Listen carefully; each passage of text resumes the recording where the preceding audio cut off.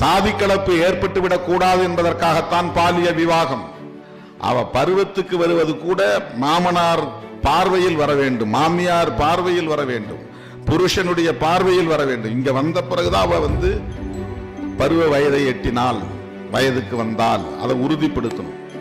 அங்க பிறந்த இடத்துல வயதுக்கு வந்தான்னா அங்க என்ன நடந்தது நமக்கு தெரியாது. இங்க வயதுக்கு வந்தாங்கிறத நாம் பார்க்கணும், நாம் உறுதிப்படுத்தணும்.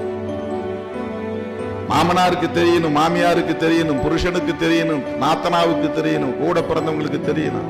ஆமா, அந்த பொண்ணு 7 வயசுல இங்க வந்துருச்சு, 8 வயசு 9 வயசுல வயசுக்கு வந்துச்சு, அதுக்கு பிறகு எங்க கண்காணிப்புல தான் இருக்கு. அந்த பெண் தவறான உறவுக்கு வாய்ப்பே இல்லை. அதனால் அவளுக்கு பிறக்கிற பிள்ளைகள் என் மகனுக்கே பிறந்தது என்று அவள் உறுதி செய்ய விரும்புகிறார். நான் சேர்க்கிற கோடிக்கணக்கான சொத்தும் என் வாரிசுக்கே போய் சேர வேண்டும், அது என் வாரிசுதான் என்று நான் உறுதிப்படுத்த வேண்டுமானால் என் வீட்டுக்கு வருகிற மருமகள் என் மகனோடு மட்டுமே உறவாடியவளாக இருக்க வேண்டும் என்று உறுதிப்படுத்துவதற்குத்தான் பால்ய விவாகம்.